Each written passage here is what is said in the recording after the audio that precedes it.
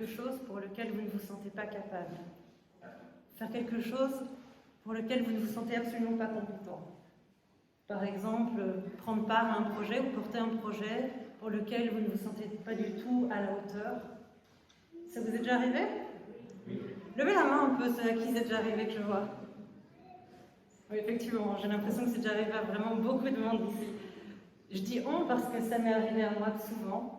Ça m'est arrivé à moi il y a récemment d'ailleurs, il y a quelques semaines, quelques mois.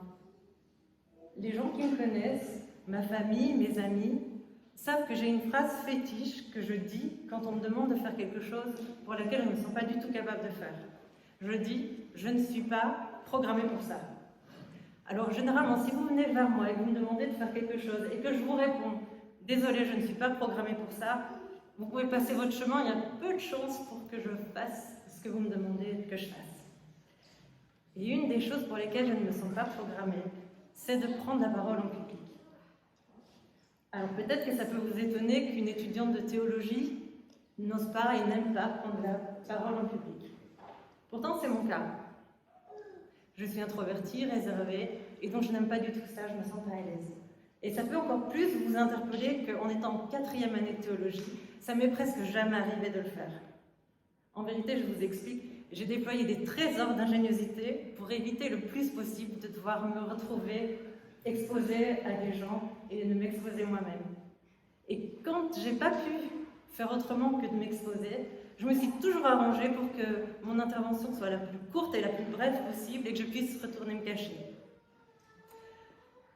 Et puis, il y a quelques semaines, Léo s'est pointé à la faculté et plus moyen de me défiler, plus moyen de dire « je ne suis pas programmée pour ça ». La règle de la faculté, c'est simple. On fait des cours, on a des travaux à faire, on valide les cours grâce à ces travaux. Et Léo m'a gentiment dit « tu suis mon cours, tu fais les travaux qu'il y a à faire, dont un de ces travaux est de venir présenter un message à niveau, et puis tu valideras ton cours ».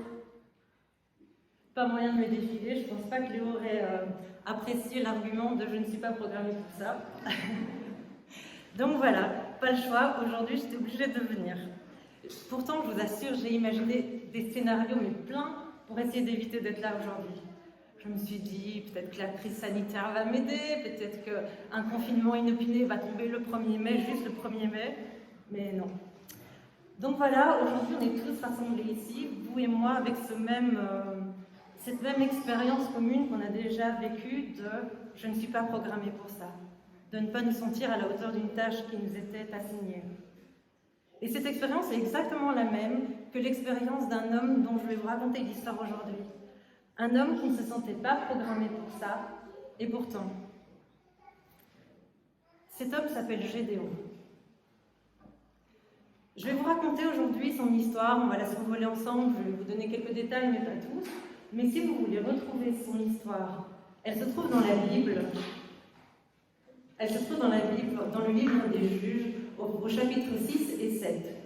Donc si vous voulez la relire chez vous pour voir d'autres détails ou quoi, je vous invite à le faire. Mais là aujourd'hui, on va la survoler ensemble. Donc Gédéon est dans un pays en guerre. Un pays voisin est occupé à attaquer son propre pays. À un moment donné, il se retrouve près de chez lui. Il est occupé à moudre du grain pour le cacher. Il veut cacher le grain pour pouvoir le cacher de l'envahisseur et pour pouvoir continuer à nourrir sa famille. Et à un moment donné, un messager du Seigneur arrive près de lui et lui dit ceci: « Le Seigneur est avec toi, vaillant guerrier. » Je ne sais pas s'il n'y a rien qui vous choque dans ce que le messager dit, mais moi, il y a une chose qui m'interpelle, c'est le vaillant guerrier. Vaillant guerrier pour un homme qui est occupé à cacher du grain, pour le cacher de l'envahisseur, cacher derrière sa maison. Je trouve que, voilà, il y a quelque chose qui ne va pas. Mais pourtant, ce n'est pas ça qui choque le plus et qui interpelle le plus Gédéon à ce moment-là. Gédéon se focalise plus sur la première partie de la phrase. « Le Seigneur est avec toi ». Cette affirmation a un peu du mal à passer auprès de Gédéon. Attends, le Seigneur est avec moi? Non mais t'es sérieux? Le Seigneur est avec moi? Pourquoi est-ce qu'il se passe tout ce qui se passe là dans mon pays si le Seigneur était avec moi? Ça me rappelle tellement de choses qu'on entend actuellement. La question c'est, où est Dieu en ces temps difficiles? Si Dieu est avec nous, pourquoi est-ce que cette crise sanitaire bouleverse tant de vies actuellement? Et pour Gédéon, pourquoi est-ce que cette guerre bouleverse tellement de vies à ce moment-là. Et Gédéon va plus loin que juste dire où est Dieu. Il va carrément l'accuser. Dieu nous a abandonnés, Dieu nous a délaissés. Le Seigneur ne se laisse pas distraire pour autant. Il va continuer. Son objectif était de parler de vaillance et il va continuer avec Gédéon. Il reprend la parole et il dit « Va avec cette force que tu as ». Pourtant, il ne fait pas semblant de pas entendre l'affirmation de Gédéon de ne pas se sentir épaulé par Dieu, parce qu'il va répondre à cette affirmation aussi. Il lui dit « Va avec cette force que tu sauveras ton peuple parce que je t'envoie ». Donc Dieu qui ne semble pas là, prouve directement qu'en fait il est là, et qu'il a même un plan pour ce peuple. Et Gédéon va de nouveau réagir. Donc il vient de remettre en doute Dieu. Dieu a répondu, donc il ne va plus faire ça. Cette fois, il va se remettre lui-même en question. Il va dire, quoi? Moi, je dois sauver mon peuple? Mais avec quoi tu veux que je sauve mon peuple? Je suis le plus petit, de la plus petite et de la plus faible fratrie de notre communauté. Cette affirmation montre à quel point Gédéon a une bien faible estime de lui-même. Parce que le plus petit de la plus petite communauté, il se sent insignifiant, il se sent comme s'il n'était rien. Moi, je ressens, en tout cas dans cette affirmation, qu'il se sent bien incompétent pour la tâche que le messager de Dieu est occupé à lui assigner. Lui aussi, il expérimente le fameux « je ne suis pas programmé pour ça » dont on parlait au début. Le Seigneur tente alors de rassurer Gédéon, de le réconforter.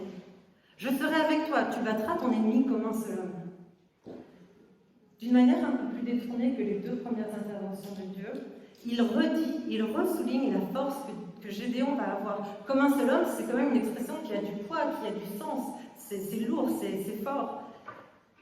Et il va même un peu plus loin, il dit « tu vaincras aisément parce que je serai là ».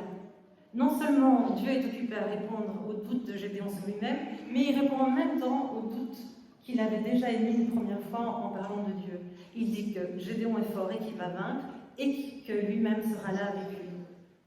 Il fait d'une pierre deux coups. Et là, Gédéon, qu'est-ce qu'il va faire?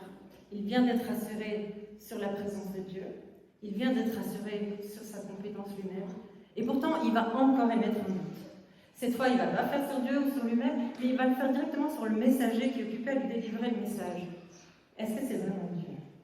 Il dit. C'est vraiment toi, Dieu? Vraiment? Allez, vas-y, prouve-le-moi. Envoie-moi un signe là. Non seulement il met en doute, mais là, il demande une preuve à Dieu. Il fait un pas de plus, vraiment. Si c'est toi, montre-le-moi, prouve-moi. Et Dieu ne va pas s'offusquer, Dieu ne va rien dire, il ne va pas reprocher. Gédéon va s'en aller, il va dire à Dieu, attends-moi là. Et Dieu va attendre. Et puis Gédéon va revenir avec de la nourriture. De la nourriture qu'il va poser en offrant sur un rocher. C'est ce qui se faisait à l'époque pour offrir des offrandes à son Dieu. Et du rocher sur lequel il a posé sa nourriture, un feu va sortir et va dévorer la nourriture qui est posée. Et comme ça, Gédéon aura sa preuve que c'est bien Dieu qui est avec lui. Donc Gédéon a douté, Dieu a répondu. Gédéon a douté encore, Dieu a répondu. Gédéon a douté une troisième fois, Dieu a répondu encore. Gédéon a demandé une preuve, il a sa preuve. On pourrait se dire qu'il manque de foi et de fidélité quand même. On pourrait se dire qu'il manque peut-être un peu de respect, qu'il est un peu indigne envers ce Dieu qui est présent et patient avec lui. Et pourtant, Dieu ne va pas lui faire de reproche. Dieu va lui répondre patiemment. Après avoir prouvé qu'il était bien Dieu et qu'il était bien avec Gédéon, Dieu va reprendre la parole et va dire « Sois tranquille, n'aie pas peur, tu ne mourras pas. » Donc Gédéon a douté, il a été rassuré. Gédéon reconnaît que Dieu est Dieu et Dieu continue quand même à le rassurer. Cette partie de l'histoire me touche beaucoup parce que comment ne pas être ému devant tant de patience et tant d'amour de la part de Dieu vis-à-vis d'un Gédéon qui a peur, qui doute et qui a du mal à dépasser ces doutes-là. Il le prend comme il est et il répond à ses besoins. Et l'histoire continue. Dieu va donner une mission maintenant à Gédéon, celle d'aller dans la ville, de détruire un autel qui est érigé pour un Dieu qui n'existe pas. Gédéon, ce vaillant guerrier, l'homme qui va détruire et vaincre son peuple, détruire l'ennemi, et vaincre l'ennemi, pour délivrer son peuple plutôt, lui qui a expérimenté que c'était vraiment Dieu qui était avec lui, a tellement peur de la réaction de sa famille et des gens de la ville, qu'il va obéir à Dieu, il va y aller, il va aller détruire cet autel, mais il va le faire caché dans la nuit. Comment ne pas se sentir plus non programmé pour ça? Il sait que Dieu lui demande. C'est pas pour autant que c'est facile pour lui. Il sait que la présence de Dieu est avec lui. Et pourtant, ça ne dispense pas de la peur. Je l'imagine toute la journée un peu comme ça. Franchement, avoir ce dialogue avec lui-même. Comme ça. Allez, Gédéon, tu peux le faire. C'est Dieu qui te l'a dit. T'es un bonhomme, tu vas y aller, tu détruis ce truc. Et voilà, Dieu, il est avec toi. T'as la force, quoi. Ouais, non, mais non, je ne peux pas faire ça, t'imagines, en plus, si les gens, ils voient que c'est moi, qu'est-ce qu'ils vont faire? Je risque ma peau, non, c'est pas possible, je ne peux pas faire ça. Mais si Gédéon, tu peux le faire, bon sang, allez, on est un homme, et puis c'est Dieu, il faut qu'on ait confiance, il faut qu'on le fasse, allez, on n'a qu'à le faire maintenant, on y va, et puis c'est réglé. Et se répondre à lui-même, non, je ne peux pas faire ça, non. Et puis en plus, quoi, je suis le plus petit, le plus faible, là, il y a plein de gens bien plus fort, bien plus adapté que moi pour faire cette tâche-là que Dieu me demande de faire. Non, je ne peux pas faire. Allez, si, maintenant je le fais. J'y vais maintenant, je le fais, c'est réglé, et c'est tout. On est des bonhommes, on n'est pas... Allez, on y va. Et puis je m'imagine y aller, et puis faire demi-tour 30 secondes après, non, je peux pas faire. Voilà. Et je l'imagine comme ça, dans ce dialogue et cette tension intérieure pendant toute la journée. On ne sait pas combien de temps ça a duré, combien de jours il a mis avant de se décider d'y aller de nuit. Mais je l'imagine vraiment, je ne sais pas si ça vous parle, ce genre de questionnement et de tension intérieure, mais moi, ce dialogue, clairement, il me parle beaucoup, quoi. Toujours est-il, c'est que finalement, Gédéon y a été.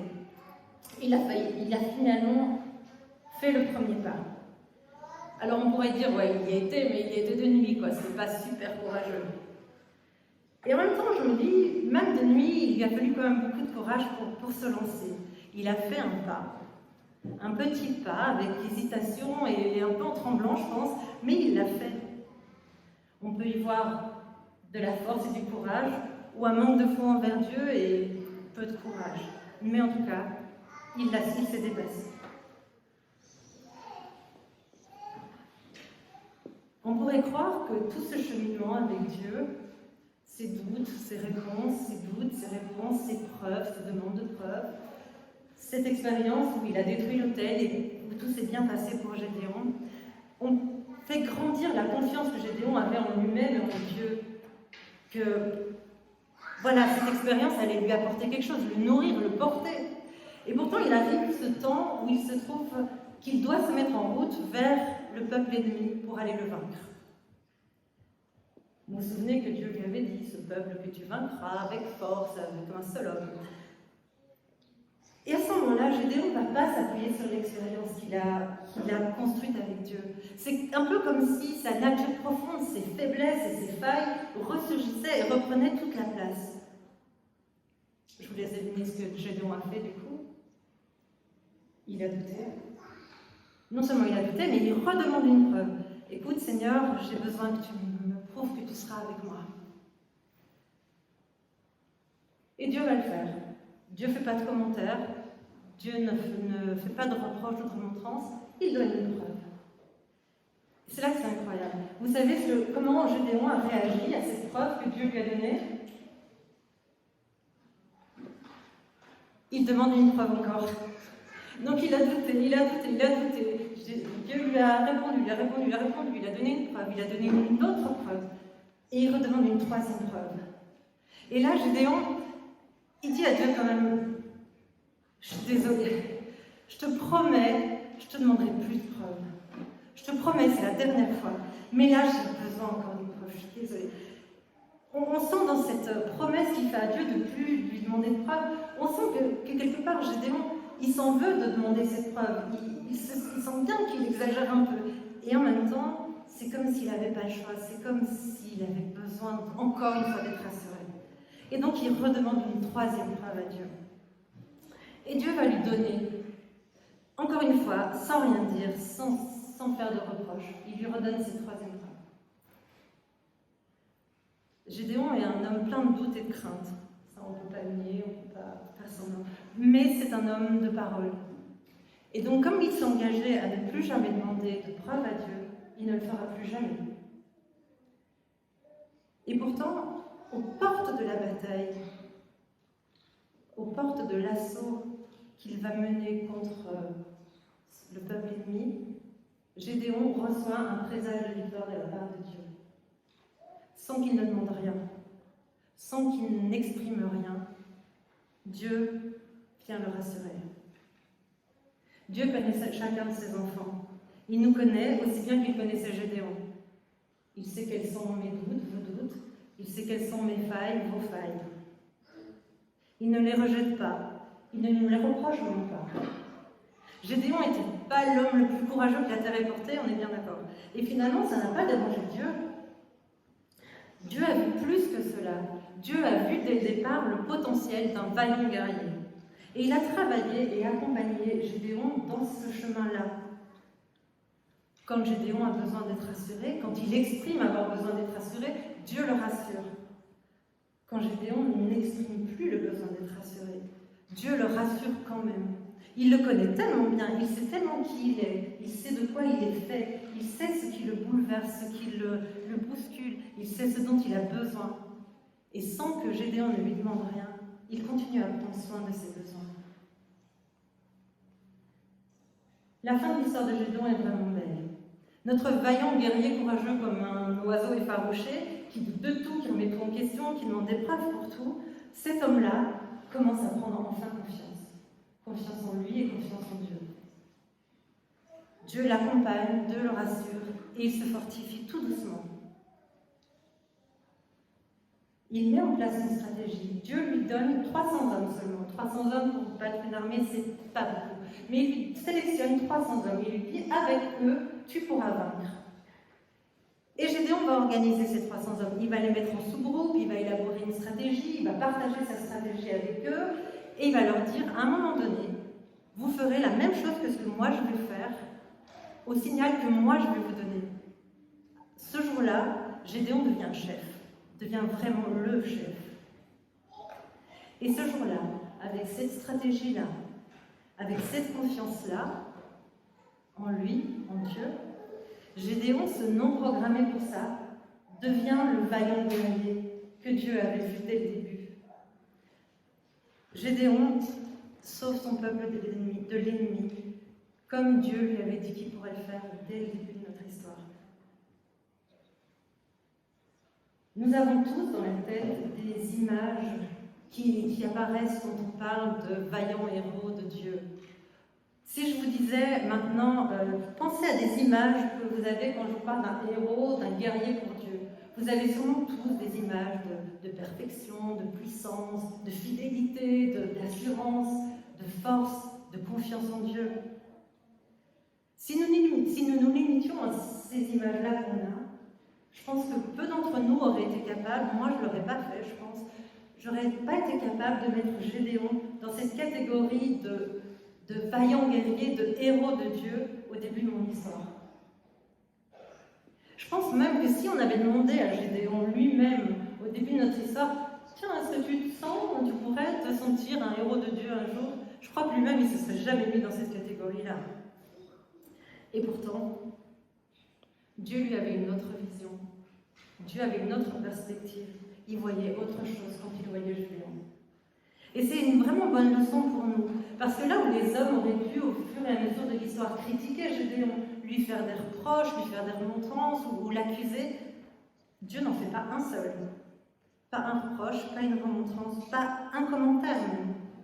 Il ne fait qu'encourager Gédéon tout au long de son cheminement. Il lui montre l'image de ce qui pourrait être de meilleur. Il se focalise sur les forces de Gédéon et pas sur ses faiblesses, pas sur ses failles. Et je trouve que pour nous, c'est un message et un enseignement vraiment précieux. Apprendre à faire découvrir aux autres leur propre richesse. Aujourd'hui, je suis venue devant vous, un peu comme Gédéon a été vers son autel qu'il avait à détruire. J'avais absolument pas confiance. Si j'avais pu venir de nuit, je serais venue de nuit. J'avais les jambes qui tremblaient, la boule au ventre, voilà, comme Gédéon. Et j'ai abattu ce petit hôtel qui était pour moi un hôtel compliqué à abattre. Et j'en ai tout plein des hôtels. On en a tous tout plein. Et peu importe leur taille ou leur signification pour nous, peu importe leur nombre, peu importe leur poids pour nous, nous avançons tous avec nos doutes, avec nos failles et avec nos faiblesses. On avance avec ce que nous sommes, avec qui nous sommes. Nos failles, nos faiblesses, elles font partie de nous. Et en fait, Dieu s'en moque. En fait, non, Dieu s'en moque pas, je me trompe en disant ça. Dieu s'en moque pas, Dieu voit au-delà de ça. Il veut prendre soin de cette partie-là, de nos faiblesses, de nos failles, de nos doutes, de nos craintes. Mais il se focalise surtout sur ce qu'il y a de meilleur en nous, sur ce qui sommeille en nous et qu'on ne voit peut-être pas. Dieu n'a jamais cherché à changer Gédéon. Il ne lui a pas dit une seule fois durant son parcours, tu devrais arrêter de douter, tu devrais avoir un peu confiance. Il ne lui a rien dit. Il n'a pas fait changer. Dieu n'a pas voulu me changer moi. Dieu n'essaie pas de vous changer vous non plus. Dieu aimerait juste que nous nous mettions à son écoute, que nous lui fassions confiance et surtout que nous lui donnions le droit de nous montrer ce que nous pourrions être.